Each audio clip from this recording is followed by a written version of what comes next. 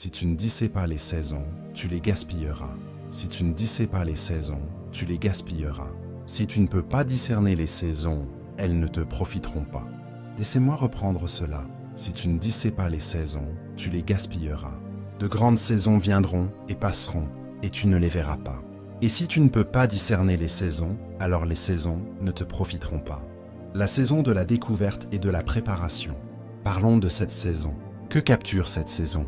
C'est une saison où Dieu lui-même, par sa parole, par son esprit, et à travers l'instrument des hommes, commencera à te conduire, si tu le lui permets, sur les sentiers qui t'amènent à un point de découverte et de préparation pour la destinée prophétique qu'il a en réserve pour toi. À ce stade, il commencera à t'apporter des révélations. Si tu n'es pas né de nouveau et que tu entres dans ces saisons, que tu sois sauvé ou non, tu commenceras à avoir des rencontres inhabituelles. Ce sera la sollicitation de l'esprit. Il n'aura pas à attendre un culte dominical. Maintenant, tu peux anesthésier cette sollicitation. Dieu essaye de t'aider à maximiser cette saison parce qu'il te dit que tous les hommes ont ces saisons.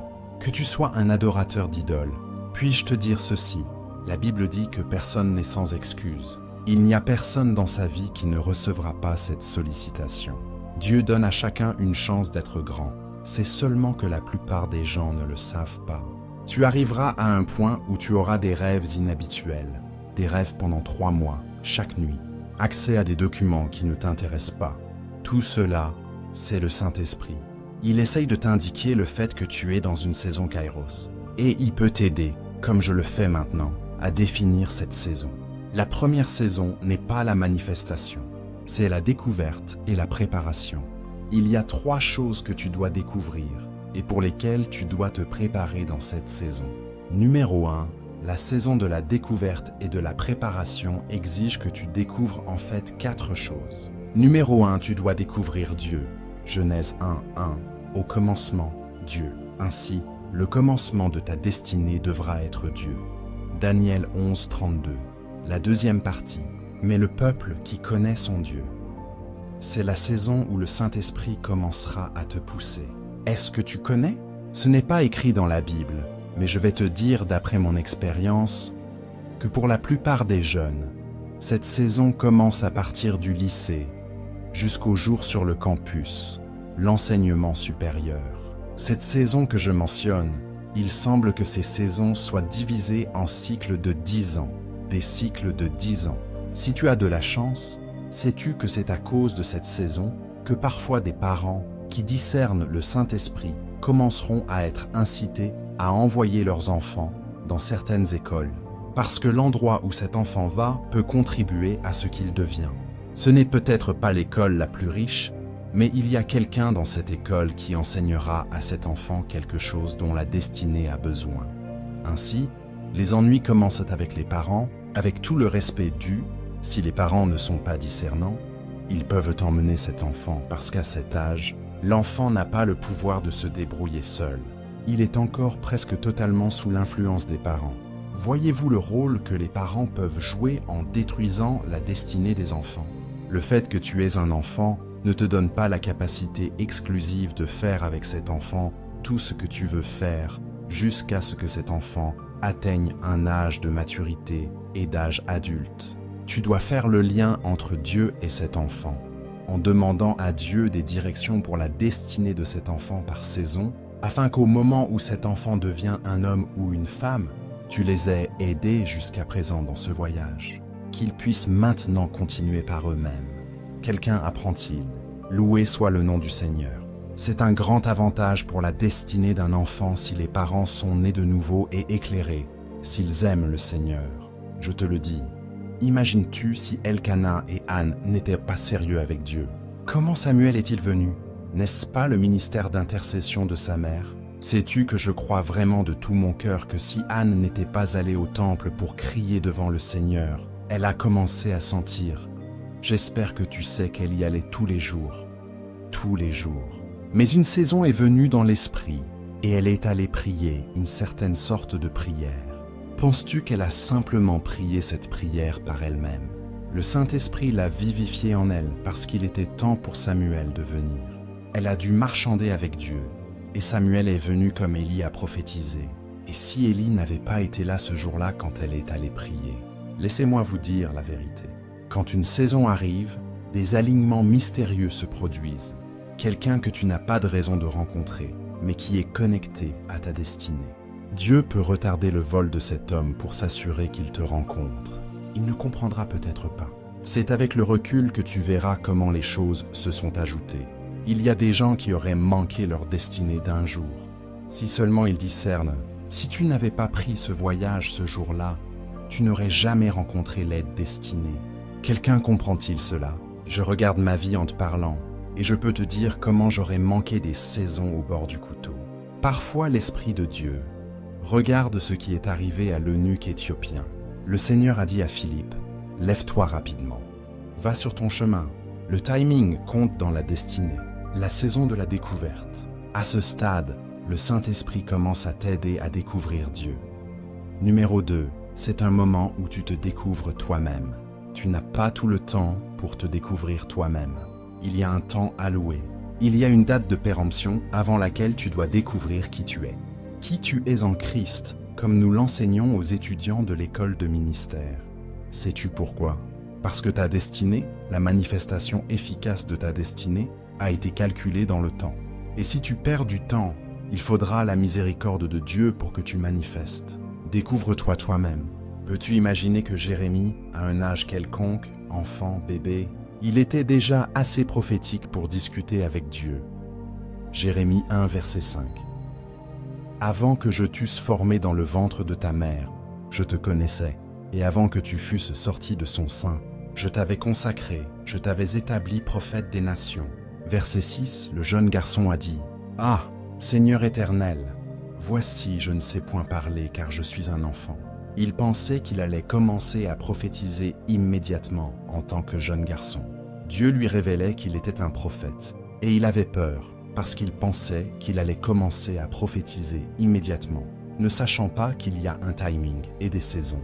Verset 7, Dieu se révélait à lui d'un point de vue prophétique. Et l'Éternel dit, « Ne dis pas, je suis un enfant, car tu iras vers tous ceux auprès de qui je t'enverrai, et tu diras tout ce que je t'ordonnerai. » Verset 8, il dit, « Ne les crains point, car je suis avec toi pour te délivrer. » Verset 9, il dit, « Puis l'Éternel étendit sa main et toucha ma bouche. Et l'Éternel me dit, « Voici, je mets mes paroles dans ta bouche. » Verset 10, et puis il dit, « Regarde, je t'établis aujourd'hui sur les nations et sur les royaumes, pour que tu arraches et que tu abattes, pour que tu ruines et que tu détruises, pour que tu bâtisses et que tu plantes. » Verset 11, il dit, « La parole de l'Éternel me fut adressée en ces mots. Que vois-tu, Jérémie? » Je répondis, « Je vois une branche d'amandier. » J'aime le verset 12. Et il dit, « Tu as bien vu, car je veille sur ma parole pour l'exécuter. Cela n'arrivera pas immédiatement, mais je lui donnerai de la vitesse. Hâtez ma parole pour l'accomplir. Puis-je te dire que pour quelqu'un, il ne te reste qu'un an pour sortir de cette saison. Tu n'as pas maximisé la saison. Dieu t'a donné, disons, un cycle de 10 ans. Dans ce cycle, tu étais censé connaître Dieu d'une manière si approfondie. Numéro 2, te connaître toi-même. Pas seulement ta personnalité, mais savoir qui tu es en Christ. Sommes-nous ensemble? Numéro 3, que sais-tu dans cette saison de préparation? Tu découvres tes capacités, tes dons et chaque investissement spirituel que Dieu a placé en toi. Tu découvres tes capacités. S'il te plaît, note-le. Tes dons et toutes les capacités spirituelles que Dieu a mises en toi. Tes dons et tes capacités sont les outils que Dieu utilisera. Sommes-nous ensemble pour enfanter sa gloire dans ta vie? Mais si tu ne sais pas qu'ils sont là, Moïse, si tu ne sais pas que ton bâton sera nécessaire, tu ne pourras pas te perfectionner et savoir comment l'utiliser. David, si tu ne sais pas que ta fronde, tu vois, le premier jour où David a utilisé sa fronde, ce n'était pas sur la tête de Goliath. Il l'avait utilisée sans savoir que cette fronde qui semblait n'être rien serait l'instrument même qui le mènerait à la notoriété.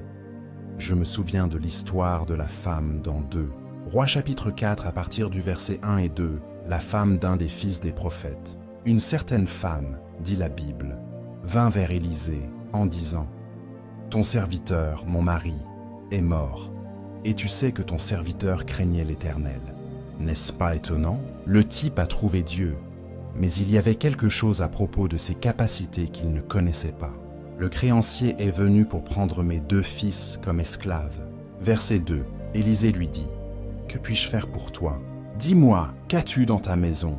Regarde, il y a 2 choses que tu dois découvrir en premier, ce qui est dans ta maison et ce qui est dans ta main. 2 choses qui seront toutes nécessaires pour être la gloire de Dieu dans ta vie, ce qui est dans ta main et ce qui est dans ta maison.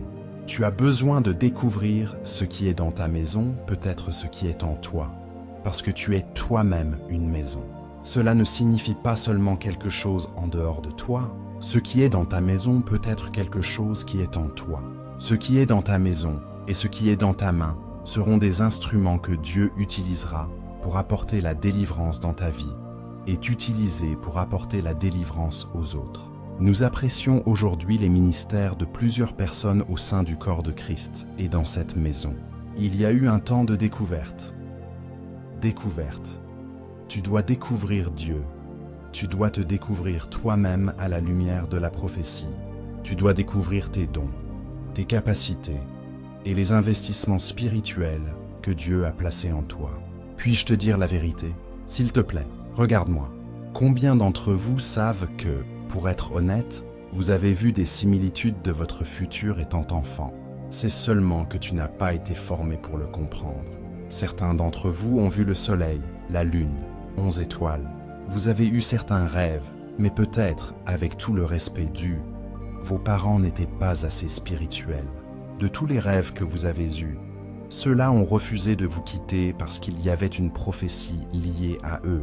Si vous aviez eu l'opportunité d'être mentoré, vous auriez été guidé immédiatement, sans perdre des années, vers la prophétie. Mais certains d'entre vous, avec tout le respect dû, ces rêves indiquaient déjà ce que vous auriez dû étudier à l'école.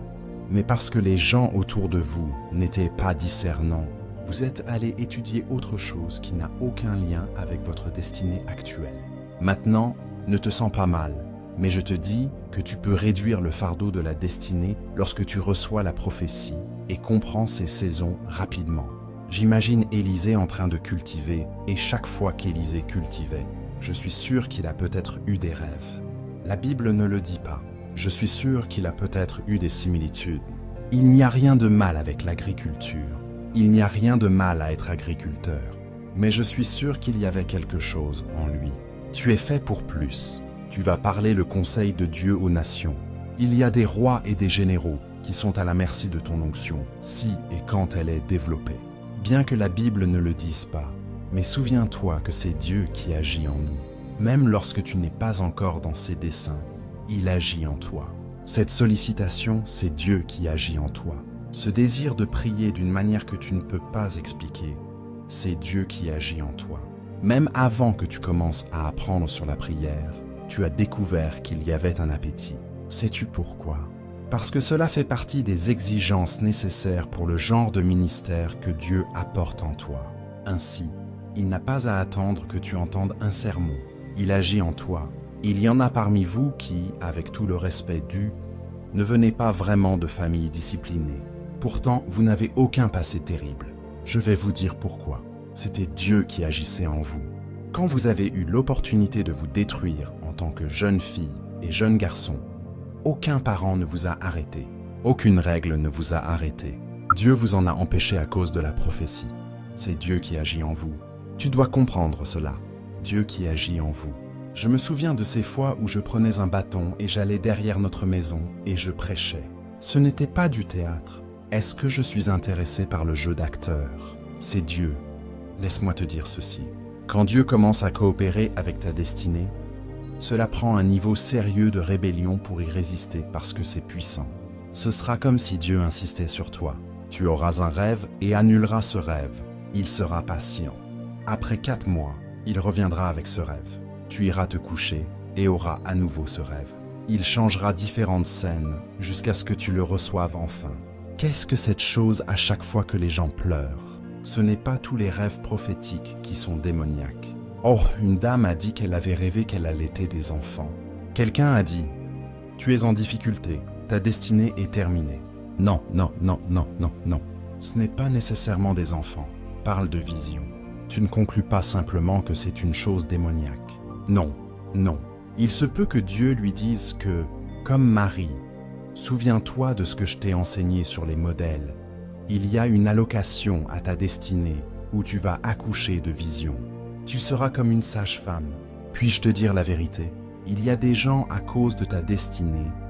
Dieu ne t'a jamais permis d'entrer dans une relation en tant que jeune fille. Le jour où un gars vient, tu dis « Dieu et lui », il ne te répondrait même pas. Il a dit « Concentre-toi simplement sur ce que nous faisons parce que tu es Marie. » L'état de ton utérus au moment où tu portes Jésus est important et donc il t'a gardé. Quelqu'un apprend-il maintenant? C'est très puissant. C'est Dieu qui agit en nous. Il y a des sollicitations que tu as en ce moment qui vont au-delà d'un sermon. Un sermon n'apporte qu'une vérification. Tu dis « Alors c'est ce que Dieu fait. » Il y en a parmi vous qui ont été appelés. Sais-tu que je vais te raconter une histoire humoristique? Il y a de nombreuses années à l'école primaire, nous jouions, tu sais, il y a ce drame obligatoire qu'ils font. C'était en primaire 5 ou 6, je ne me souviens plus. Et j'ai joué dans ce drame en tant qu'homme riche. Allez, maintenant, je me souviens de ce drame. Je te le dis, ils ont déchiré des morceaux de papier et puis je les distribuais, je pense, en aide sociale. Maintenant, je ne suis pas... Non, j'espère que vous ne me comprenez pas mal. Qui sait que quelque chose dans ta vie qui se répète est Dieu? C'est pourquoi tu pries contre, ça ne partira pas. Dieu te dit qu'il y a un puissant guerrier en toi. Tu essayes de le rejeter. Tu vois, tu as le droit de le rejeter. Mais jusqu'à ce que ta rébellion devienne cohérente et que Dieu voit que tu comprends ce qu'il dit et que tu choisis de dire non, il ne te quittera pas. Pour certains d'entre vous, votre venue ici est par le Saint-Esprit, parce que vous êtes dans une saison où certaines choses doivent sortir. Et il y a un timing pour cela. Si tes frères et sœurs grandissent au-delà d'un certain âge sans toi, imagine, ils peuvent mourir du jour au lendemain. Et donc Dieu se dépêche avec ta formation. Et c'est pourquoi il t'a envoyé rapidement à Konya pour un processus accéléré. Je te dis que c'est vrai. La saison de la découverte, écoute et préparation. Un homme qui se tient devant Pharaon ou se tient devant Goliath et qui ne connaît pas les outils que Dieu t'a donnés. Quand Goliath dit « Qui es-tu » tu dis « Eh bien, je ne sais pas ». La vie ne te donne pas cette chance de dire « Je ne sais pas ». Quand tu te tiens devant Goliath, c'est le moment de la maîtrise et de la précision. Tu fais tes devoirs avant de te tenir devant lui. Mais laisse-moi te dire quelque chose sur les saisons. Les saisons ne t'attendent pas. Elles continuent de passer, même lorsque tu les gaspilles. Tu te réveilleras et tu découvriras. C'est comme un étudiant. Regarde-moi. Combien d'étudiants l'examen attend-il? L'examen arrive. Nos étudiants de l'école de ministère viennent de passer leurs examens hier. Maintenant, que tu aies étudié ou non, ce n'est pas le problème de l'examen. Il y a une saison pour l'examen, c'est à toi de te dépêcher pour rattraper. Je dis, je sens dans mon cœur pour quelqu'un que Dieu dit, dépêche-toi, dépêche-toi, dépêche-toi, tu as retardé cette chose, dépêche-toi. D'ici maintenant, à cette saison, tu aurais dû connaître Dieu, tu ne le connais pas encore. Tu te serais découvert toi-même, tu ne te connais pas encore. Tu aurais découvert les dons, les onctions, l'équipement, et tu ne les as pas encore trouvés. Et pourtant, la saison est sur le point de changer. David a découvert tout ce qu'il avait. Il a découvert qu'il était un guerrier. Il était dans le désert en train de se former. Il a découvert qu'il pouvait chanter. Il était dans le désert en train d'écrire des chants. Peut-être a-t-il découvert qu'il était loyal. Il avait de l'acuité pour le leadership. Tu n'as pas tout le temps pour te former. Il y a une saison qui s'appelle « à consommer de préférence avant ». Meilleur avant, meilleur avant. Il y a des gens qui souhaiteront la prophétie. Je te le dis, ils vieilliront et mourront sans jamais accomplir un dixième de leur mission. Parce que le fait d'avoir eu une vision de ta destinée prophétique ne garantit pas que tu y marches. Les saisons peuvent révéler la gloire de Dieu dans un homme si tu sais comment marcher avec elle. Que tu gaspilles les saisons ou que tu investisses dans les saisons et les utilises de manière profitable, cela dépend de toi, l'émergence. Encore une fois, je répète cela. Dieu dit à quelqu'un, « Dépêche-toi, dépêche-toi, dépêche-toi, jeune homme, dépêche-toi, Dieu a commencé à te solliciter depuis l'âge de 11 ans. Jusqu'à maintenant, tu as 30 ans. Tu n'as pas fait attention à lui. Chaque fois que tu veux faire attention après un sermon, le diable utilise des amis pour te distraire. Tu y retournes encore. Tu ne sais pas que c'est un piège. Je te dis que juste au moment où tu veux être sérieux avec Dieu, un post des médias sociaux te fera dire « Tu vois tous ces gens d'église, ils ne sont pas sérieux. » Et c'est toi qui fais ta propre destinée. Parce que, puis-je te dire qu'à la fin, aucune des personnes qui t'égarent ne prendra la responsabilité de ton échec. Certains d'entre vous, selon votre programme prophétique, auriez dû comprendre la perte de richesse maintenant. Vous auriez dû vous préparer pour le genre de ressources du royaume que Dieu vous donnera. Mais jusqu'à présent, la cupidité est encore dans votre cœur. Vous n'avez pas donné au Saint-Esprit la place de vous émonder, de vous construire. Dieu vous a dit que vous seriez un prophète. Vous vous êtes vu prophétiser, mais vous n'êtes pas préparé. Dieu ne peut pas porter un vase mal préparé. Le fait que vous mettiez prophète derrière votre nom ne signifie pas que vous êtes un prophète. Non, monsieur. Non, monsieur. Les titres n'annoncent pas les saisons ou n'annoncent pas la grandeur. C'est lorsque vous maximisez les saisons qu'elles vous annoncent. Pour quelqu'un, je te le dis encore par l'Esprit, dépêche-toi, dépêche-toi, dépêche-toi, dépêche-toi, ma chère sœur, dépêche-toi, mon cher frère. Tu n'auras pas toujours le temps. Écoute ce que je te dis. La vie est fragmentée en saisons et une saison majeure de ta vie est sur le point de se terminer. Mais la préparation que cette saison devrait capturer. Tu vois, si ton examen devait être écrit selon cette saison, tu échoueras lamentablement. Tu n'as pas bâti ta vie de prière. Tu n'as pas bâti ta compréhension de la parole. Tu n'as pas bâti ta consécration. Tu n'es pas une personne de stature et de puissance. Sommes-nous ensemble? Tu n'as pas découvert Dieu. Tu ne t'es pas découvert toi-même. Tu n'as pas découvert tes dons. Et tu n'as pas découvert ton assignation prophétique. 4 choses que tu dois trouver. Tu dois découvrir Dieu. Tu dois te découvrir toi-même à la lumière de la prophétie. Tu dois découvrir tes dons, tes capacités et les investissements spirituels en toi. Et puis numéro 4, tu dois trouver ta place dans la prophétie. Si tu ne peux pas faire ces 4 choses, tu as gaspillé la saison de la découverte et de la préparation. Veuillez vous asseoir, s'il vous plaît. Asseyez-vous, s'il vous plaît. Asseyez-vous, s'il vous plaît. Asseyez-vous, s'il vous plaît. Il y a beaucoup de gens aujourd'hui qui, par leur préordination prophétique, ont des chants qu'ils sont censés apporter, mais ils savent seulement qu'ils ont de belles voix, et le Saint-Esprit ne cesse de les solliciter tout le temps. Quand tu viens à l'église et que quelqu'un entonne un chant pendant que d'autres apprécient le chant, tu te vois littéralement debout. C'est le Saint-Esprit, Dieu qui agit en toi. Il te dit « Pourquoi veux-tu garder ce don ?» Les chants qui devraient venir de toi, ce sont des échelles qui introduiront les hommes dans des royaumes de réveil. Puis-je vous dire la vérité? Tout le monde, écoutez-moi. Chaque fois que vous voyez une personne dans sa saison de manifestation et qu'il y a une résonance dans votre esprit, c'est parce qu'il y a une partie de votre assignation. C'est l'abîme qui appelle l'abîme. Que ce soit un homme de Dieu, que ce soit un homme d'affaires, je vous enseigne un mystère. Je ne parle pas seulement d'être béni. Il y a des fois où tu vois un homme et tu vois littéralement ton futur. Cela s'appelle une résonance. L'abîme appelle l'abîme. Tu peux regarder une femme et quelque chose de cette femme répond à ton esprit. Tu ne pourras pas y résister. D'autres peuvent apprécier l'Église, mais pour toi, c'est une imprégnation. C'est un transfert d'esprit. Je me souviens de ces jours où je regardais Reinhard Bonnke, où je regardais T.L. Osborne, et God's Generals pour moi n'était pas seulement un sermon. Il y avait quelque chose en eux.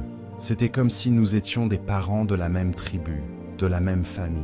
Je ne pouvais pas l'expliquer, mais je ne pouvais pas y résister. C'était un feu qui brûlait dans mon esprit. Qui brûlait dans mon esprit? Maintenant je sais mieux, je sais mieux, je sais mieux, je sais mieux. Je sais ce qui est arrivé aux 2 hommes à Emmaüs quand ils ont rencontré Jésus. L'abîme peut appeler l'abîme. Certains d'entre vous, quand vous regardez certains hommes d'affaires, vous vous sentez même coupable parce que pendant que vous êtes tout à la prière et au jeûne, voulant être un homme de Dieu, votre destinée est d'être un apôtre financier et vous n'êtes pas paresseux. Parfois vous vous sentez coupable parce que vous voulez prier comme les autres jeûnez comme les autres, mais autant que cela soit profitable, cela ne fait pas partie de votre équipement. Esther, quand tu vois Esther, Esther répondra à Esther. Élisabeth, quand tu verras Marie, les visions tressailliront. Élisabeth est en avance sur Marie, mais quand tu verras les visions, elles tressailleront. Je te dis ceci, cette chose que je te dis est si puissante. Tu peux regarder un homme et l'homme te regarde, et vous n'interagissez pas. Mais l'homme sait que quelque chose de lui répond à ton esprit. C'est vrai. Il y a des gens que j'ai vus au milieu d'une foule pendant que je parle. Je peux savoir par l'onction de l'esprit qu'il y a quelque chose que je dis qui répond à l'esprit de cette dame, qui répond à l'esprit de cet homme. C'est pourquoi Paul dira « Nous ne connaissons personne selon la chair ». C'est une communication d'esprit. Alléluia. C'est aussi l'une des façons dont tu trouves les modèles.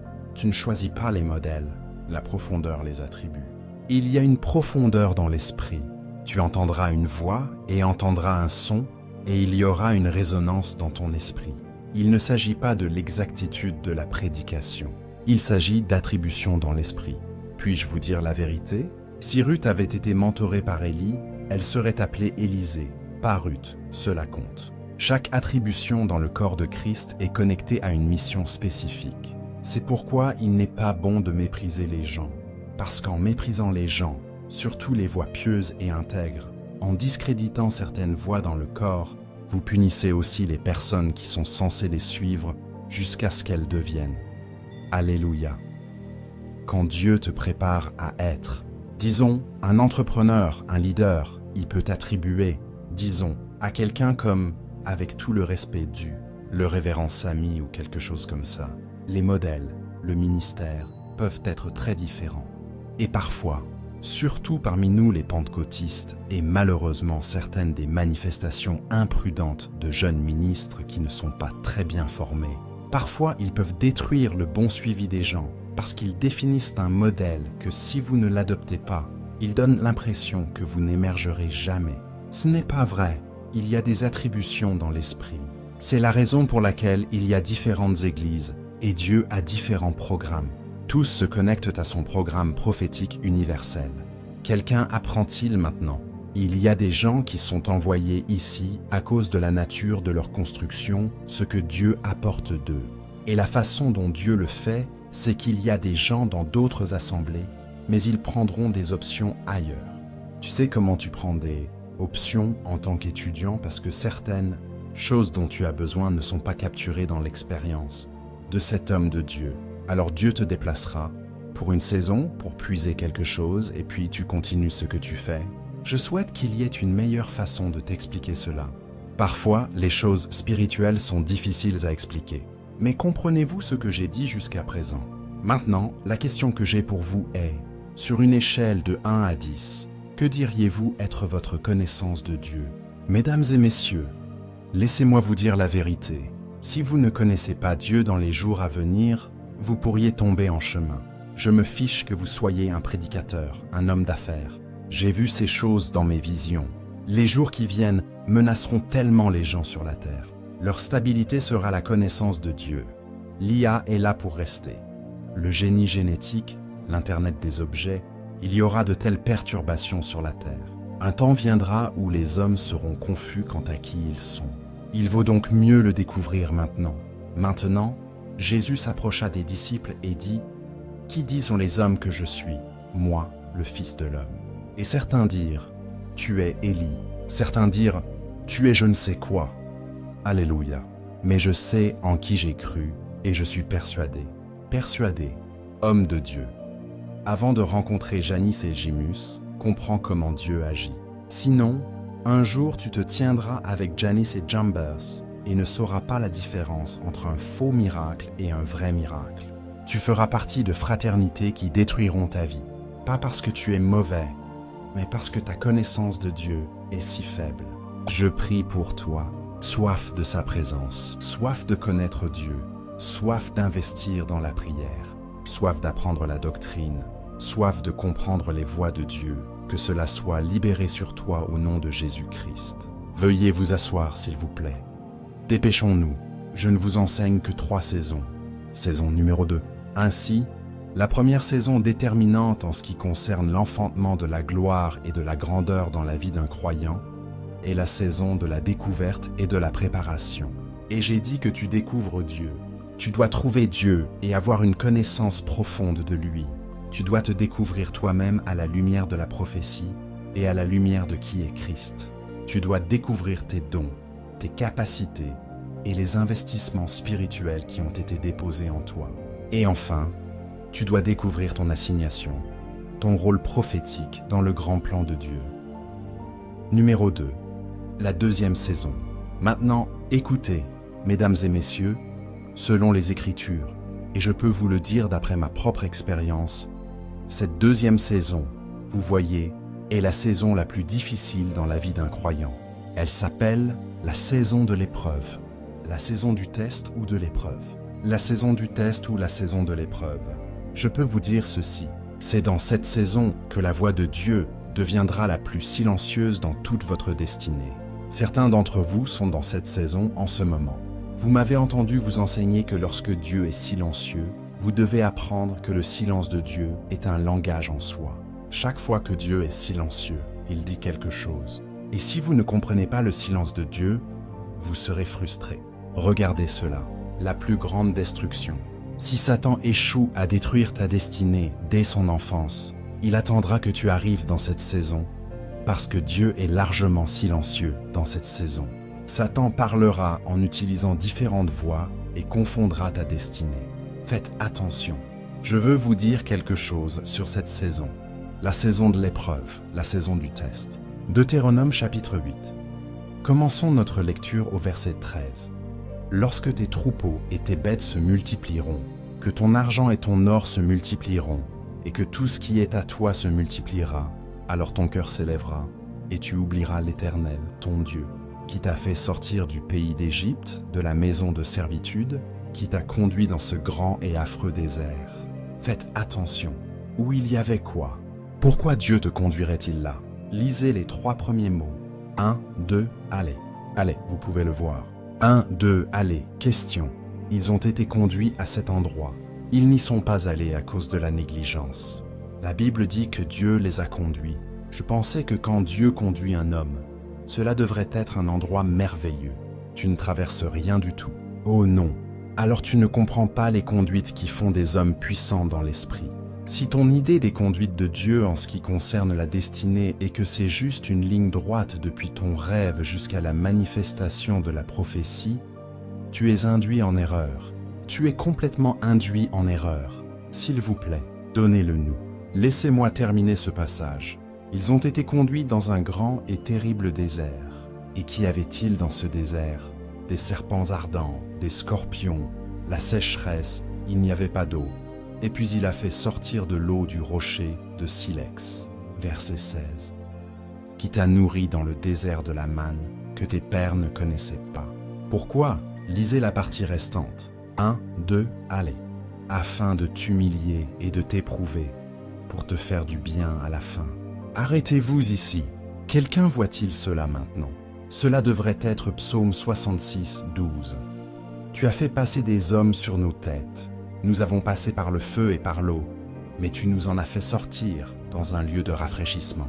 Mesdames et messieurs, si Dieu avait jamais dit à Joseph qu'il allait passer par la fosse, la prison, la maison de Potiphar, puis une autre prison encore, et y attendre X plus 2 ans avant de devenir Premier ministre, je vous le dis, Joseph lui-même aurait regardé Dieu et aurait dit « Je t'aime où que tu sois, mais je ne suis pas intéressé.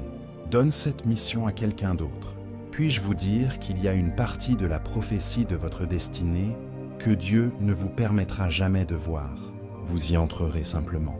Peu importe votre discernement, on ne vous donnera pas la liberté de la voir parce que la nature de cette formation est si agressive qu'elle vous découragerait. Alors Dieu vous donnera juste l'image finale. Il vous dira « Tu deviendras un multimillionnaire ». Il vous dira « Tu deviendras un grand apôtre ». Il vous dira « Tes enfants seront grands ». Mais il y a une partie de cette histoire, peu importe combien vous priez, vous ne la verrez pas. Elle est cachée pour ne pas vous décourager, et un jour, vous entrerez simplement dans la saison. Laissez-moi vous dire comment ces saisons arrivent. Elles arrivent parfois avec des événements tragiques impréparés. Je souhaite à quelqu'un là-bas que cette saison puisse venir. Dieu n'est peut-être pas celui qui l'a causé, mais Dieu peut utiliser tout autour. Pour quelqu'un, la mort d'un être cher peut inaugurer cette saison. Tu ne sauras peut-être pas pourquoi. Tu ne peux pas expliquer. Pour quelqu'un, c'est la perte d'un emploi, quelque chose dans ta vie. Laisse-moi te dire comment tu sais que tu es dans cette saison. Il y a un conflit entre ton intégrité et tes résultats. Ton intégrité ne change pas. Ta vie de prière ne diminue pas. Ta consécration ne change pas. Ta passion ne change pas. Mais on dirait que les cieux sont fermés sur toi. L'une des façons dont tu sais que tu es dans cette saison. Il y a donc une différence entre être puni pour désobéissance et passer par la saison de l'épreuve. Et je vous montre le test maintenant. Quand ta vie de prière diminue, ta vie dans la parole diminue, ta passion pour Dieu et que la tragédie frappe, tu n'es pas dans une saison de test. Tu récoltes la moisson de l'insouciance et de l'inconsistance. Mais il y a des fois dans la vie d'un homme où ta vie de prière est intacte. Ta vie dans la parole est intacte. Tout est intact. Et pourtant, les cieux sont fermés. Test numéro 2. Tu pleureras et diras « Dieu, pourquoi ?» Parle-moi, et il sera silencieux. Son silence ne signifie pas qu'il te déteste. Son silence est un langage. C'est un langage qui dit « Quand tu n'entends pas ma voix, fais confiance à ma présence. Alléluia. » Ta confiance doit être ancrée à la fois sur sa présence et sa voix, pas seulement sur sa voix. Quand je marche dans la vallée de l'ombre de la mort, je ne crains aucun mal. Parle-moi. Pourquoi? Car tu es avec moi. Pas que tu me parles. Avez-vous entendu qu'il lui parlait? Certains d'entre vous traversent le feu en ce moment. Je vous le dis, Dieu est avec vous. Mais c'est une saison d'épreuve. Maintenant, laissez-moi vous donner un mot de prudence. Et je vous avoue que parfois, j'en ai été moi-même victime. En toute honnêteté, il y a des fois où les gens traversent cette saison et la compassion peut vous pousser à essayer de les aider et à les faire sortir de cette saison. Vous détruisez cette saison et recyclez leur douleur à nouveau. Il est bon d'aider les gens, mais discerner. Parfois, la compassion peut vous pousser à vouloir faire sortir les gens. Comment se fait-il que cette jeune femme aime le Seigneur? Elle travaille avec intégrité. Pas de maison, pas de loyer, pas de quoi que ce soit. Dieu construit une sorte de compassion dans cette dame à cause de quelque chose qu'elle fera pour les gens dans le futur. Ne détruis pas la formation. Ne détruis pas la formation. Parfois, tu peux voir un frère qui aime Dieu pendant 10 ans, 5 ans, pas de voiture, rien. Il marchera pour aller à l'église. Il fera quoi que ce soit et pleurera juste. Il servira Dieu de tout son cœur. Tout le monde avance, sauf lui. Et parfois, tu peux être tenté de dire « Qu'est-ce qui ne va pas maintenant ?» Pourvu que ton intégrité soit en place, sache simplement que tu traverses une saison. La Bible dit « Pour te faire du bien à ta fin ». Maintenant, c'est une partie de l'expérience du croyant que tu dois être encadré pour comprendre, sinon tu vas être offensé par Dieu. Certains d'entre vous sont offensés par Dieu, offensés par l'Église. Alléluia. Je me souviens, il y a des années, quelqu'un s'est mis en colère et a dit « Chaque fois que je prie et jeûne pendant le service de miracle, tu prophétises sur tout le monde et tu me laisses de côté. » Il a dit « La prochaine fois, si j'appelle un nom, que ce soit le sien ou non, il sortira parce qu'il en a marre de ce genre de choses. Je prépare mon esprit, je jeûne, je prie, je regarde les gens être bénis et bien sûr, je suis généralement béni. Mais est-ce que Dieu ne peut pas me localiser? Suis-je un tel? Est-ce le péché de mon père? Est-ce mon péché? La personne était vraiment amère. C'est une saison d'épreuve. Question. Qu'est-ce que Joseph a fait pour se retrouver dans le puits? Rien. Combien d'entre vous savent que parfois la justice vous mène à des ennuis? Et pourtant la Bible dit que vous êtes conduits. La direction du Saint-Esprit est une chose très sérieuse. La plupart d'entre nous ont l'idée que si le Saint-Esprit te conduit, ce sera toujours des résultats et des rires. Eh bien, en ce qui concerne une grande destinée, ce n'est pas ainsi que les champions sont faits. Je pourrais vous raconter des histoires et vous ennuyer toute la nuit avec mes histoires de saison où nous avons tout fait correctement. Mais on aurait dit que les cieux étaient fermés. Et heureusement, Dieu me l'avait montré tôt. Alors je savais que parfois, quand tu arrives dans cette saison, laisse-moi te dire quoi faire. Il n'y a rien d'autre à faire que de pleurer et de rendre grâce. C'est là que tu as besoin d'écouter des messages comme The Staying Power. Certains d'entre vous, je vous donne un arsenal en ce moment parce que vous êtes dans cette saison. Vous êtes dans cette saison. Vous pouvez trouver un homme et une femme qui aiment Dieu de toute leur vie. 10 ans, 15 ans, ils aiment Jésus de tout leur cœur et on dirait qu'il n'y a pas d'enfant. Vous voyez, c'est pourquoi vous devez être prudent. Ne jugez pas les gens stupidement, parce que vous pourriez accumuler une malédiction sur votre tête. Vous ne savez pas quelle saison les gens traversent. Qui apprend cela maintenant? Oui, il y a des fois où les gens reçoivent une récompense pour leur insouciance et leur laxité spirituelle.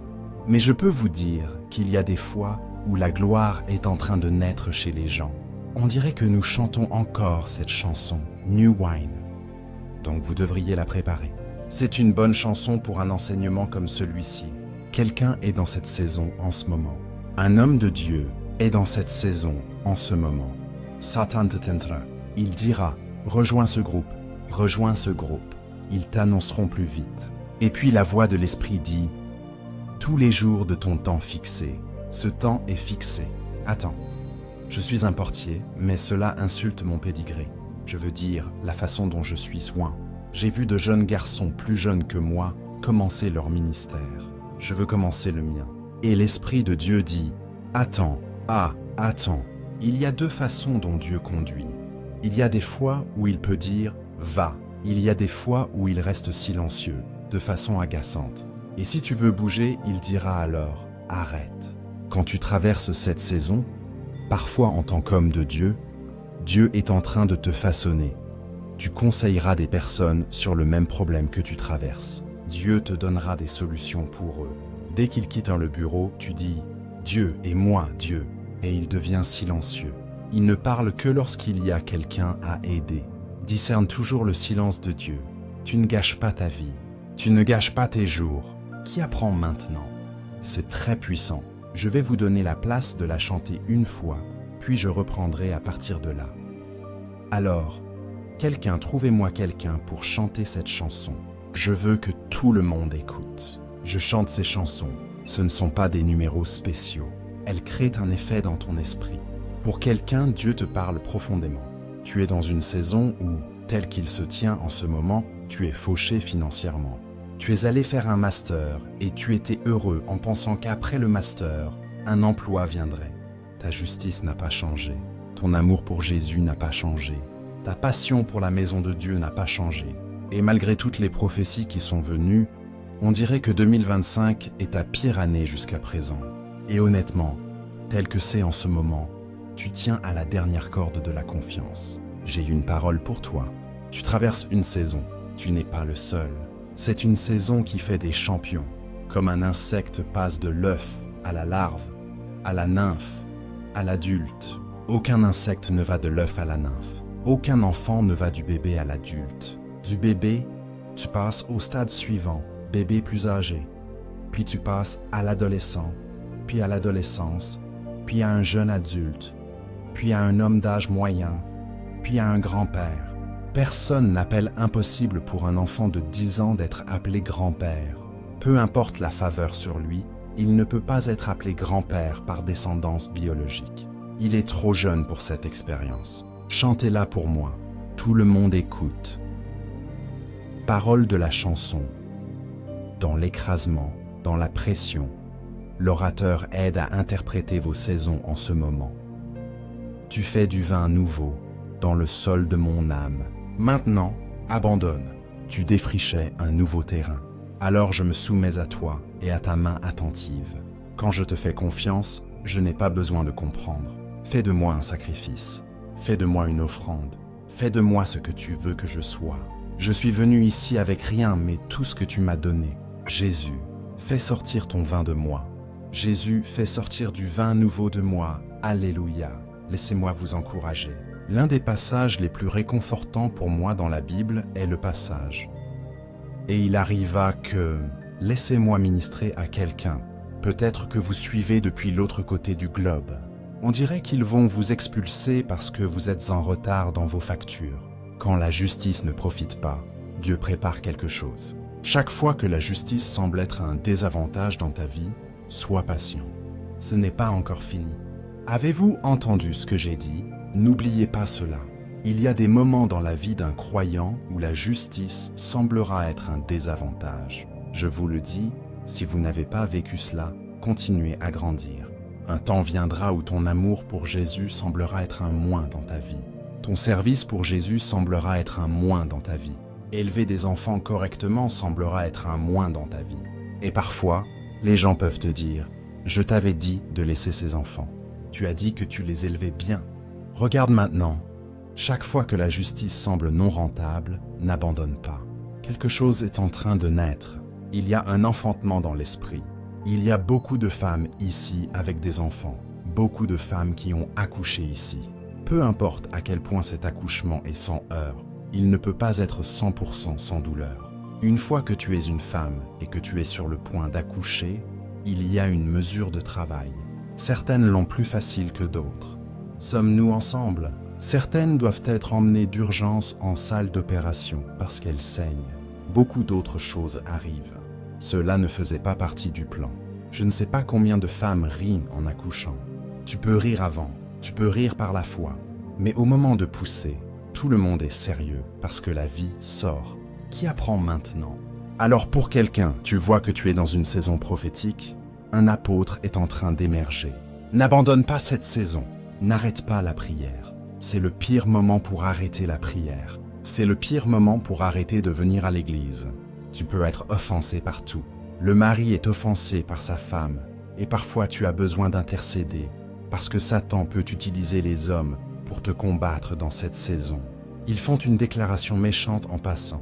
Je n'ai pas vu le prophète de ton service à Dieu. Ne me parle pas de l'église. Depuis le jour où nous avons commencé à donner, nous avons commencé à décliner. Et ils donnent l'impression que donner.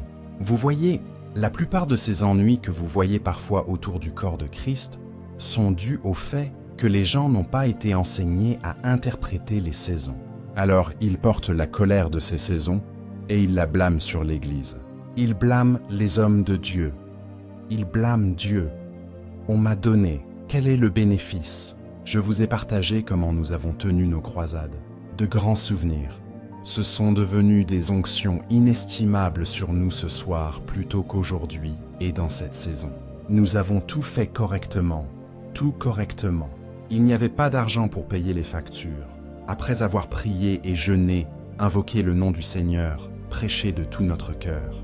Et la chose étrange est que lorsque vous êtes dans cette saison, d'un côté de votre vie, vous verrez la main puissante de Dieu, mais dans un autre domaine, vous serez mystérieusement silencieux.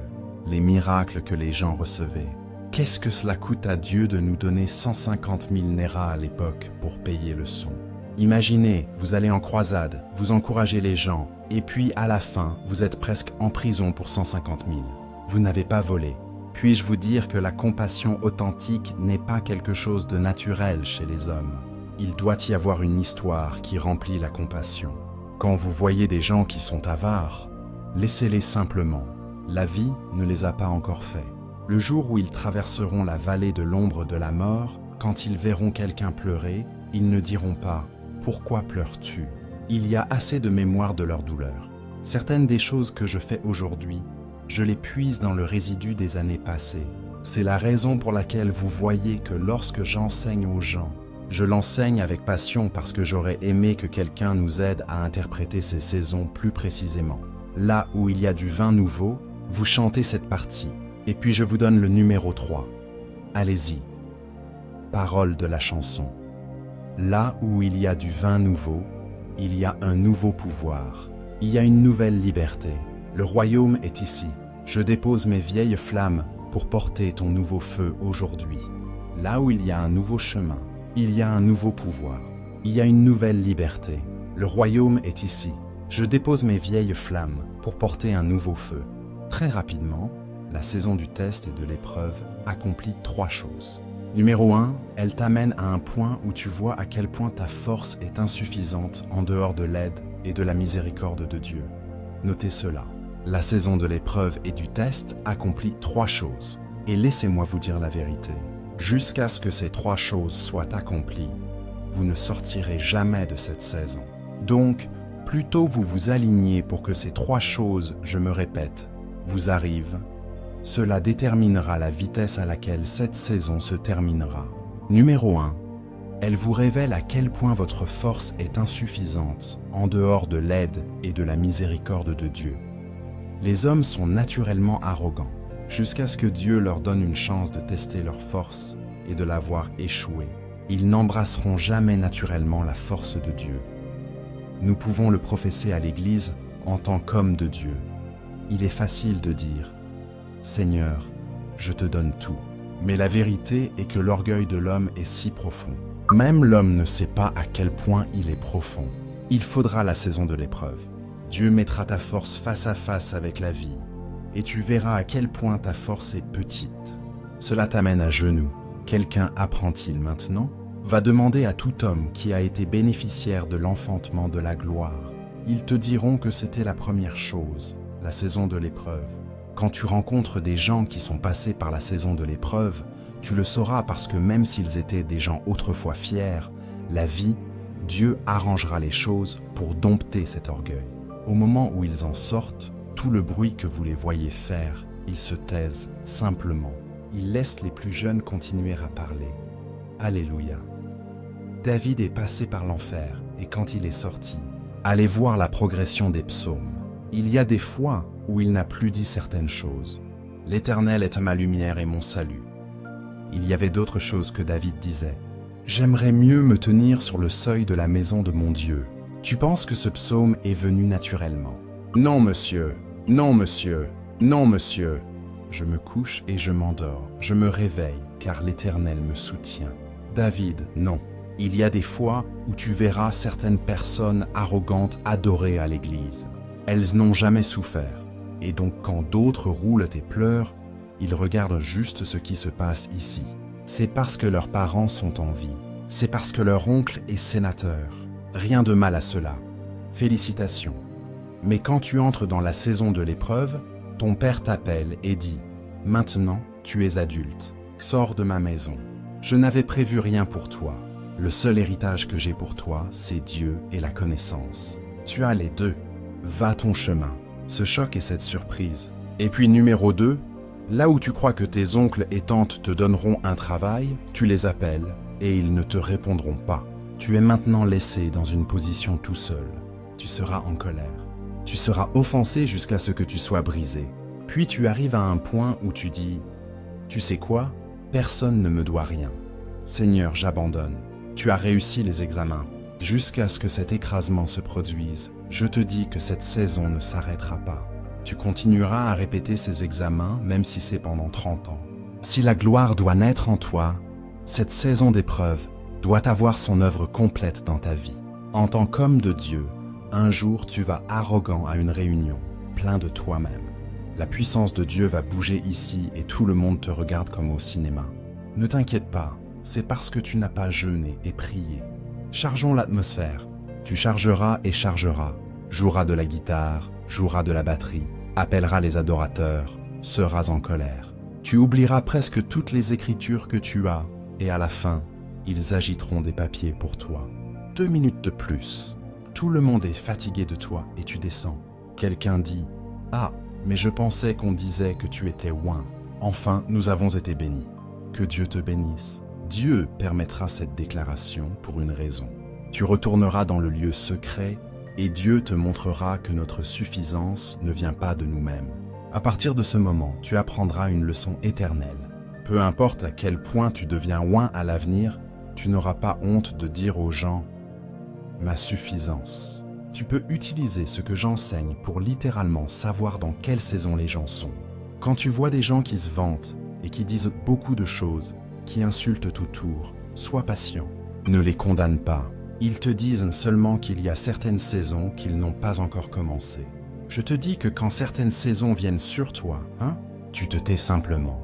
Si quelqu'un vient pour commérer, à la fin, tu dis « Prenons-nous les mains et prions pour la personne parce que tu as été dans cette vallée de l'ombre de la mort. » Quelqu'un apprend-il? Numéro 3, laissez-moi vous donner la 3e saison. D'accord, 3 choses. J'ai dit que cela accomplit. Laissez-moi vous lire rapidement. Numéro 1, il y a une révélation de l'insuffisance de votre force. Avez-vous noté cela? Donc, il y a un échange. Ta faiblesse contre sa force. Ta faiblesse contre sa force. Numéro 2, la deuxième chose que la saison de l'épreuve met en toi est la compassion. La compassion pour les autres. Il est impossible d'être vraiment une personne de compassion comme la Bible l'exige sans passer par certaines saisons. Ce n'est pas vrai. La Bible dit « Consolez les autres avec la même consolation que nous avons reçue. » Alléluia, loué soit le nom du Seigneur. Il y a des fois que la tragédie, le désastre frappera ta vie, et quand cela arrive et que tu apprécies le réconfort des autres, l'aide de Dieu, tu seras rapide.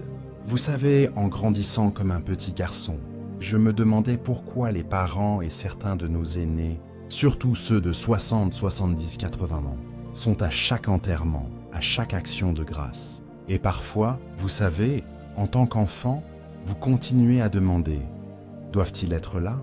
Connais-tu tout le monde qui meurt aujourd'hui ?» Tu dis « Celui-ci est mort. Je le connaissais. Il était principal en 1971. Maintenant, après de nombreuses années, je vois la sagesse. Il y a une façon dont tu traverses la douleur. Tu seras rapide à te lever et à aider les autres. Sommes-nous ensemble maintenant?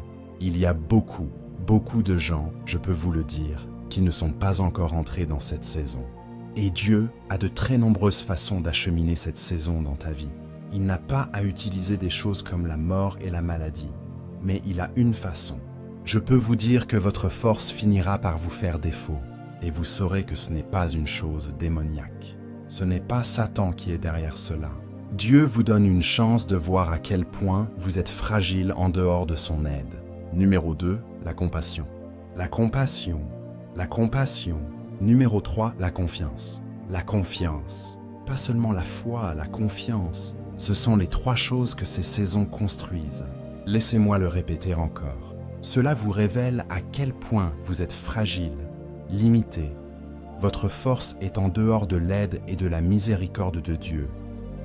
Et puis, en reconnaissant votre faiblesse est échangée contre sa force. Numéro 2, cela plante en vous la compassion pour les autres. Et puis numéro 3, cela construit la confiance. Vous pouvez même ajouter la confiance et l'assurance parce qu'un temps viendra où vous ne craindrez plus vos peurs. Savez-vous que je vous ai enseigné dans cette maison que l'une des façons dont Dieu vous délivre de la peur, parfois n'est pas d'enlever la peur, mais de vous amener au milieu de la peur. Vous fixerez la peur pendant longtemps. La peur financière, une affaire judiciaire, toutes sortes d'ennuis, et vous dormirez et vous réveillerez au milieu de cette peur jusqu'à ce qu'elle n'ait plus le pouvoir de vous blesser. Avez-vous vu cela arriver à des gens? Vous fuyiez votre propriétaire. Vous rentriez chez vous la nuit et partiez le matin. Un jour, vous dites « Tu sais quoi? Je vais me livrer au propriétaire. » Vous frappez à sa porte et dites « Monsieur, laissez-moi vous dire la vérité. Je ne peux pas payer ce loyer. Je ne suis pas un criminel. Mon père est mort. Ma mère est morte. Je suis membre de Konya. » La personne vous regarde et dit « Dieu m'a déjà dit de vous aider. » À ce moment-là, il y a certaines peurs que vous ne craindrez plus. Puis-je vous dire la vérité? Souvent, la façon de construire le courage chez les croyants n'est pas de les éloigner des défis, c'est de garder les défis au milieu d'eux. Les 3 jeunes Hébreux sont sortis du feu, mais ils ont eu une expérience qu'ils n'auraient jamais eue s'ils avaient été évités d'aller dans le feu. Il est vrai que les lions n'ont pas mangé Daniel, mais au moins, il a été en proximité avec eux toute la nuit.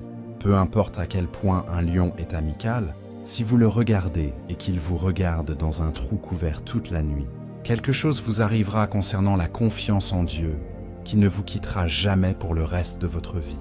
Avez-vous entendu ce que j'ai dit? Le lion n'a pas à vous blesser. Le fait que vous sachiez qu'il n'y a pas de plan B. Le moment où il y a un plan B, votre confiance ne peut pas être fiable. Alors Dieu vous amène à un point où les plans B, C, E, F échouent tous. Et vous êtes face à face avec ce qui peut vous détruire. Alors il vous montrera de la miséricorde. C'est la raison pour laquelle parfois vous venez voir des prédicateurs. Vous vous lamentez. « Ah, j'ai perdu ça, j'ai perdu 1 milliard. Ma vie est partie, ma voiture, ceci et cela. Ma femme dit qu'elle me quitte. » L'homme a dit « As-tu mangé ?» Et vous êtes comme « Je te dis quelque chose de sérieux. L'homme dit, assieds-toi, laisse-moi te raconter mon histoire. Et quand il a fini de te raconter son histoire, tu verras à quel point ton histoire est petite. Il dit alors, prions, et tu peux faire confiance à Dieu. L'une des belles choses de ces saisons est qu'elles te donneront assez d'histoires pour réconforter les gens. Tu n'es pas sorti des saisons si tu n'en sors pas avec des histoires. Je ne parle pas d'histoires inventées, de vraies histoires. Le temps me manquerait pour parler de Gédéon, de Japheth et de Barak, des hommes qui, par la foi, ont soumis des royaumes, fermé la gueule des lions. Il doit y avoir un témoignage d'endurance, un témoignage de confiance en Dieu au milieu du feu. N'oubliez pas ces trois choses, la fragilité de votre force en dehors de l'aide de Dieu. L'un des bénéfices de cette saison d'élagage, cette saison de test, cette saison d'épreuve. Numéro 2, la compassion. Parce que vous êtes laissé seul là. C'est généralement une saison solitaire et vous voyez tous ceux dont vous avez parlé, ceux que vous avez critiqués, ceux qui ont fait beaucoup de choses. Et vous voyez qu'ils avaient même plus d'endurance que vous. Cela plante la compassion en vous. Et puis numéro 3, cela vous aide à faire confiance à Dieu